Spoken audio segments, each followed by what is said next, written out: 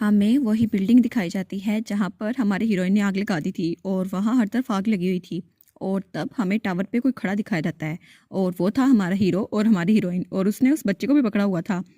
तो वो कहती है मैं इतना दूर तक नहीं जाना चाहती थी, लेकिन मुझे अपनी ताकत पे कंट्रोल नहीं रहा, मैंने बहुत दिनों बाद यूज़ किया ना इसीलिए। और तभी वो बच्चा कुछ आवाज़ करता है तो वो कहती है क्या ये जाग गया। तो वो तो हिले लग जाता है। वो कहता है मुझे नीचे उतारो अभी के अभी।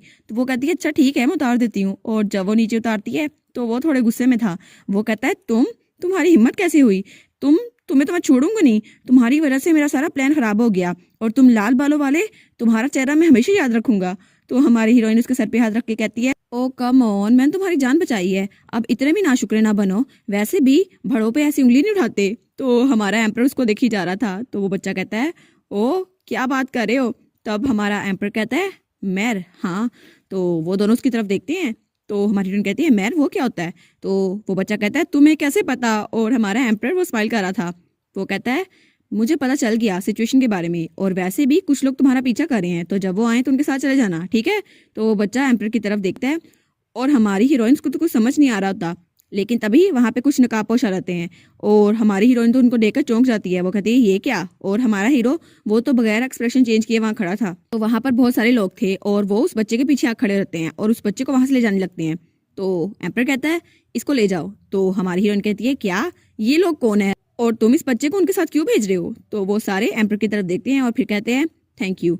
और उसके बाद वो लोग वहां से जा चुके थे और हमारी हीरोइन और एम्पर वहीं पे खड़े थे। तो हमारी हीरोइन कहती है क्या ये लोग कौन थे, और ये लोग तो गायब भी हो गए, और वो बच्चा कौन था, और ये मर क्या है। तो एम्पर कहता है मैर एक तरह का मैजिक है और ये रून की तरह ही होता है लेकिन थोड़ा सा डिफरेंट है। तो वो कहती है वाह डिटेक्टिव, तुम्हें तो सब कुछ पता है, कोई चीज़ है भी जो तुम्हें नहीं पता। तो हमारा एम्पर सोचता है मुझे पहले सिचुएशन को सॉर्ट आउट करना होगा और उसके बाद ही मैं कुछ कर सकूंगा। तो एम्पर वहां जाते हुए कहता है ठीक है अभी के लिए केयरफुल रहना साशा, और ऑक्शन हाउस वो लोग तुम्हें ढूंढते होंगे तो थोड़ा संभल के रहना। वो कहती है ओ कम ऑन डिटेक्टिव, लेकिन मेरी बात तो सुनो। और उससे पहले ही वो वहां से जा चुका था और हमारी हीरोइन वहां अकेली खड़ी रह गई थी। वो कहती है क्या, वो लोग बिना गुड बाय कहे चले गए और सब के सब मुझे छोड़ के चले गए। और फिर वो अंगड़ाई लेते हुए सोचती है चलो जो भी है, उस डिटेक्टिव के पास तो रून भी नहीं था, वो कमजोर नहीं था, लेकिन तभी अंगड़ाई लेते हुए उसे कुछ याद आता है। वो कहती है क्या, खाना, उसने मुझे खाना खिलाना था लेकिन उसने मुझे खाना नहीं खिलाया। और वो वहीं पे घुटनों के बल बैठ जाती है। वो कहती है उसने कहा था मुझे ट्रीट देगा, लेकिन मैं तो अभी तक भूखी हूँ, नहीं मुझे ट्रीट चाहिए डिटेक्टिव। लेकिन डिटेक्टिव तो जा चुका था। और उसके बाद सीन चेंज होता है और हमें वही बच्चा दिखाया जाता है जो वहां पे बैठा हुआ था और उसके सामने वही नकाबपोश बैठे हुए थे। वो कहते हैं ये बहुत ज्यादा हो गया मिस्टर सेटा। और वो बच्चा वो तो कुछ ज्यादा ही शहाना लिबास में था। तब वो लोग कहते हैं ये मिशन थोड़ा ज्यादा ही रिस्की था और अगर सुल्तान को इस बारे में पता चल गया तो वो बहुत ज्यादा गुस्सा होंगे। तो वो बच्चा बड़ा आराम से बैठा था। वो कहता है अगर वो लोग वो पागल इसमें दखल अंदाजी ना करते तो मैं अभी तक कामयाब हो चुका होता।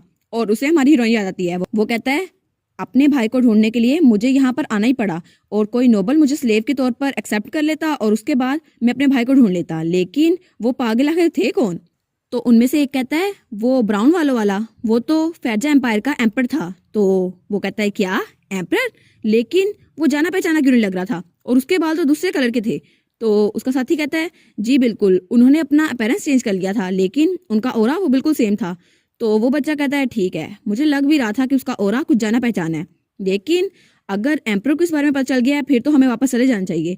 लेकिन तब अपने सीने पे हाथ रखता है और थोड़ा चौंकता है। वो कहता है क्या, अब तो दर्द नहीं हो रहा। और तब वो सोचता है जब उस लड़के ने मुझे उठाया था, उस लाल बालों वाले ने, तब तो मैं थोड़ा डिस्ट्रैक्ट हो गया था इसलिए मैंने नोटिस नहीं किया, लेकिन अब तो बिल्कुल भी दर्द नहीं हो रहा और ऐसा लगता है उस आदमी के मुझे छूने के बाद दर्द बिल्कुल गायब हो गया है।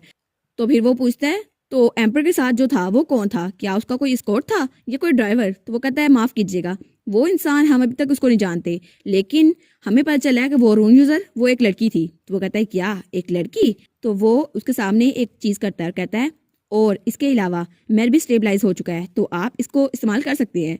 तो वो उसको हाथ में पकड़ता है। तो वो लोग कहते हैं मिस्टर सीटा प्लीज आपको जल्दी करनी होगी। तो वो कहता है ठीक है। और जब वो उसको पकड़ता है तो उसके अंदर से कुछ रोशनी निकलती है और वो रोशनी उसके इर्द गिर्द फैल चुकी थी।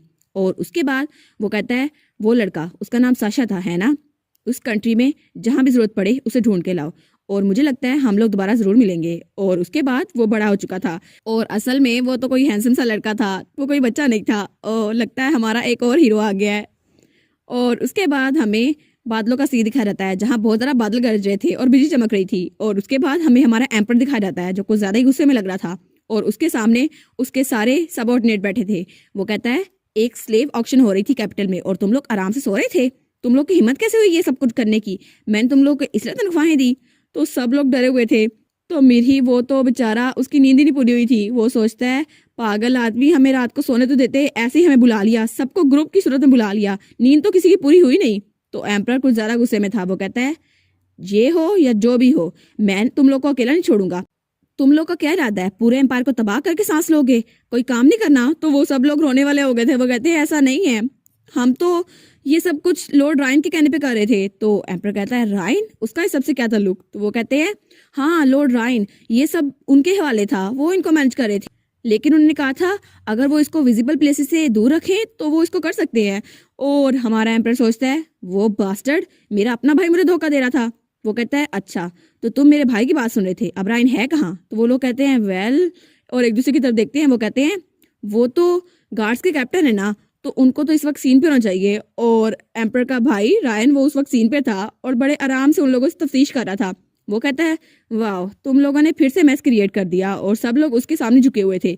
तो वो कहता है मैंने तुम लोगों को कहा भी था अपने औरा को कंट्रोल में रखना, लेकिन तुम लोग नहीं सुधरने वाले। और तभी उसके पीछे कोई आता है, कहता है कैप्टन सारा कुछ पूरा हो चुका है और हमें लगता है कोई भी सिविलियन इससे जख्मी नहीं हुआ। तो वो कहता है ठीक है, चलो कम अज कम इन्होंने अपनी ताकत को तो मैनेज किया।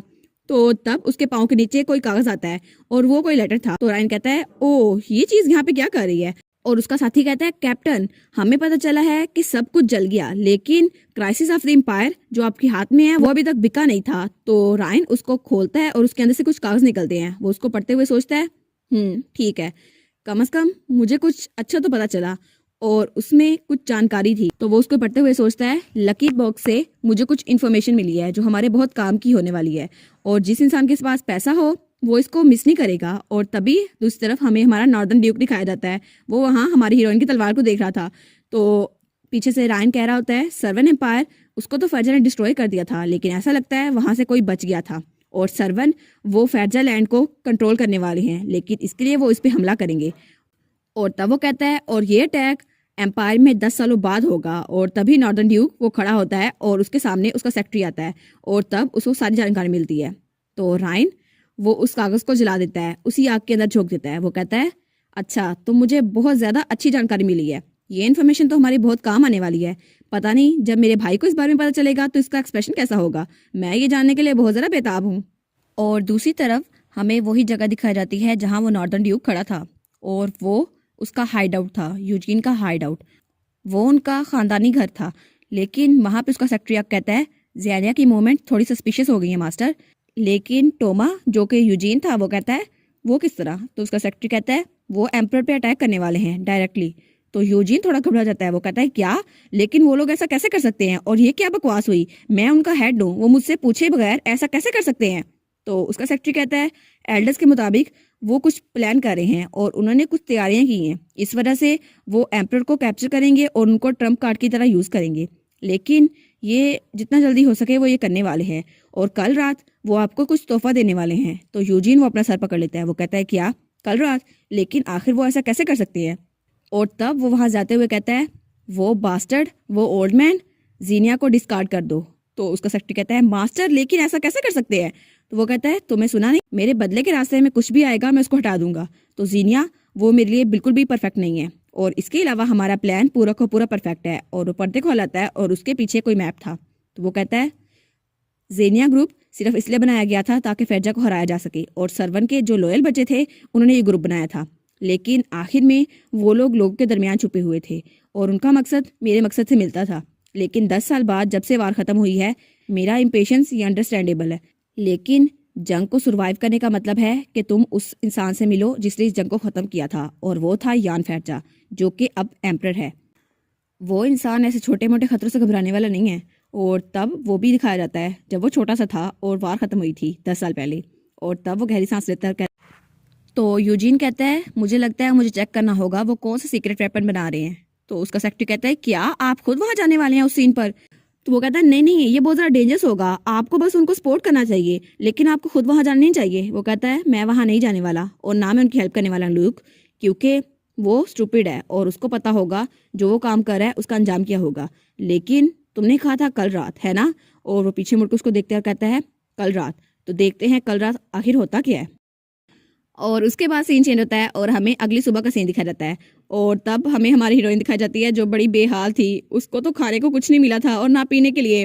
वो सोचती है ये जगह कितनी बुरी है। अचानक जब मैं कल वापस आई तो मेरा सामान भी गायब हो गया था। और जब मैं यहाँ पे बैठी तो उस आदमी ने, उस भिखारी ने मुझे धक्के मार के निकाल दिया क्योंकि ये जगह उनको असाइन की गई थी। वो कहता है तुम यहाँ पे नए आए हो ना, जाओ कहीं और जाओ।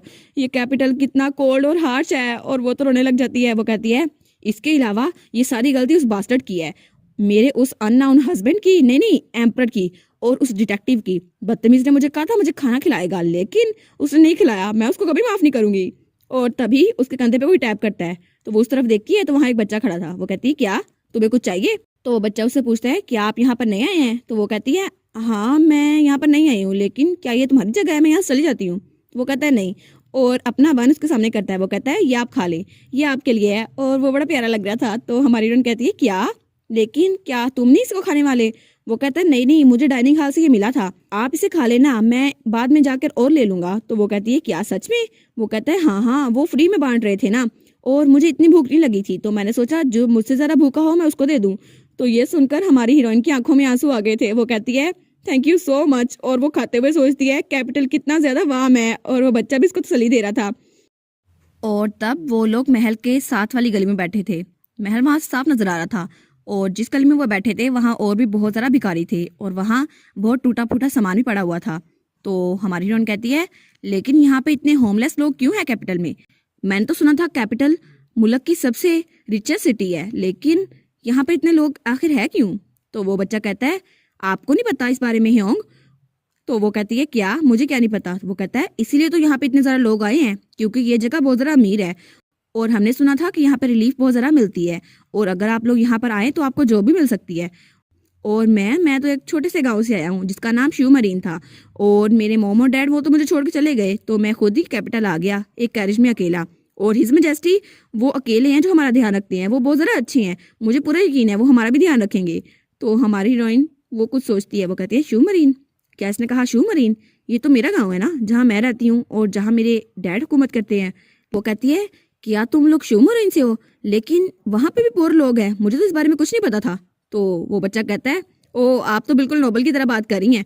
तो वो कहता है लेकिन हिज मेजेस्टी वो बहुत ज्यादा अच्छे हैं और वो हमारी गुर्बत को खत्म कर देंगे और मैं उनकी बहुत ज्यादा रिस्पेक्ट करता हूँ। लेकिन तभी उसके मुंह पर कोई सैंडविच मारता है और हमारी हीरोइन जब वहां देखती है तो वो थोड़े गुस्से में आ गई थी। और वहां पर दो लड़के खड़े थे।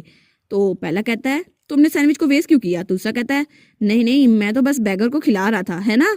और वो उस बच्चे की तरफ देखकर तमस्खराना हंसते हुए कहता है मेरी भूख वैसे भी खत्म हो चुकी है यहाँ की स्मेल सूंघकर, लेकिन ये चूहे आखिर आ कहाँ से जाते हैं? और वो तो उनका मजाक उड़ा रहा था। वो कहता है हिज मेजेस्टी कर क्या रहे हैं, वो इनसे छुटकारा क्यों नहीं हासिल कर सकते? और तब वो हमारी हीरोइन को देखता है जो उसकी तरफ घूर रही थी और उसकी आंखों से तो शोले निकल रहे थे। तो वो उसका मजाक उड़ाते हुए कहता है तुम क्या घूर रहे हो? क्या तुम्हें मुझ पे गुस्सा आ रहा है? तुम्हें क्या लगता है कौन हूं मैं? लेकिन थोड़ी देर बाद ही उसका मुंह सूजा हुआ था और उसके दांत भी टूट चुका था। वो कहता है तुम्हें पता नहीं है मैं कौन हूँ? और हमारी हीरोइन वहां बैठी हुई थी, उसके हाथ में हथकड़ियां थी और उस बंदे को किसी सिपाही ने पकड़ा हुआ था और वो चिल्ला रहा था। वो कहता है तुम्हें क्या लगता है मेरा डैड इसको जाने देगा? तुम्हें पता नहीं है मैं हूँ कौन?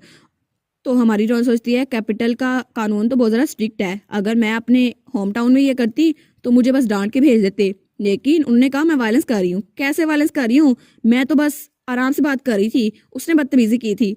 और अगर घर में ऐसा होता मैं तो बस हाथ मिला के वापस आ जाती। लेकिन उसे याद आता है जब वो उसकी पिटाई कर रही थी वहां पे बहुत ज़्यादा गार्ड्स आ गए थे और सब लोग कहते हैं इसको भागने ना देना, ये तो रूल यूजर है। तो वो वहां से भागने लगती है, लेकिन सब लोग कहते हैं इसको पकड़ो, ये फिर से भाग रहा है। लेकिन तभी हमारी हीरोइन वहां नीचे गिरी हुई थी और सब लोग उसके इर्द गिर्द जमा थे। वो कहते हैं क्या ये किसी चीज से टकरा के नीचे गिरा है? तो वो कहता है नहीं नहीं, अपने आप ही गिरा है। और हमारी हीरोइन, उसको तो बहुत ज़्यादा भूख लगी हुई थी, वो कहती है बस मैं सह नहीं सकती, मुझे बहुत ज़्यादा भूख लगी हुई है, ये लोग मुझे उठा के यहाँ पे ले आए, कुछ खाने के भी देंगे या नहीं? तो उसके सामने गार्ड्स कैप्टन बैठा हुआ था। वो कहता है ओए तुम मेरी बात सुन भी रहे हो या नहीं? और हमारी हीरोइन वो तो सुन के भी अनसुनी कर रही थी। तो वो आदमी कहता है जिसको तुमने मारा है वो तो जुडिशियल ऑफिशियल का बेटा है और तुम्हारे खिलाफ बहुत ज़्यादा कंप्लेन्स हैं और कॉमनर्स के दरमियान में लड़ाई हो तो हम इसको इग्नोर नहीं कर सकते। तो हमारी हीरोइन सोचती है जुडिशियल ऑफिशियल का बेटा, अच्छा तो कुछ खास नहीं था। तो वो कहता है अच्छा तुम जवाब क्यों नहीं दे रहे? अपना नाम बताओ, अपनी एज बताओ, कहाँ से आए हो ये बताओ। और तुम यहाँ पर करने क्या आए हो? तो हमारी हीरोइन वो अपना गला साफ करते हुए कहती है, बस मुझे काम लेना होगा, ये बस थोड़ा सा वक्त है और मुझे तो बस सच बताना है, बस उसके बाद तो मैं फ्री हो जाऊंगी। तो वो कहती है ठीक है, मैं इनको बता के रहूंगी। तो वो चमकते हुए चेहरे के साथ कहती है, असल में मेरा नाम है सिलीसिया और मैं शू मरीन वाइकाउंट की फैमिली से हूँ और मैं उनकी बेटी हूँ और मैं तो यहाँ से हाई प्रीस्ट और हिज मेजेस्टी से मिलने आई हूँ क्योंकि मेरी उनके साथ शादी हो गई है। तो उसके सामने जो बैठा था वो बिल्कुल ब्लैंक होकर उसको देखता है। वो कहता है, अच्छा तो तुम्हारा आइडेंटिटी कार्ड कहाँ पे है? तो हमारी हीरोइन स्माइल करते हुए कहती है, ओ वो तो चोरी हो गया, वो तो मेरे पास नहीं है। लेकिन स्माइल करते करते वो जेल के अंदर थी। वो कहती है ये क्या हो गया? लेकिन उस पर रिपोर्ट दर्ज की गई थी असॉल्ट की और बस उसका काम खत्म कर दिया गया था और उसका नाम, एज और ऑक्यूपेशन किसी को पता नहीं था और उस पर इलीगल एंट्री की पॉसिबिलिटी थी। और उसके साथ जेल में एक आदमी बैठा हुआ था। वो कहता है, ओए क्या तुम नहीं आई हो? और हमारी हीरोइन को जवाब नहीं देती और उसको 3 महीने की सजा हो गई थी और उस पे ऑब्जर्वेशन जारी थी ताकि उसकी गलतियों को जांचा जा सके। लेकिन हमारी हीरोइन यहाँ पे कैसे फंस गई? 3 महीने की सजा मिली है हमारी हीरोइन को, लेकिन क्या एक दिन भी वहां निकाल पाएगी या फिर नहीं? और इसी के साथ ये वाला पार्ट यहाँ पर ख़त्म। तो आप लोग बताइएगा आपको ये पार्ट कैसा लगा। प्लीज़ लाइक करिएगा, कमेंट करिएगा और शेयर करिएगा। और जो न्यू व्यूवर्स हैं काइंडली वो चैनल को सब्सक्राइब कर दें। और पिछली वीडियोस का लिंक आपकी स्क्रीन पर नज़र आ रहा होगा तो काइंडली उनको भी चेकआउट कर लें। Thank you so much.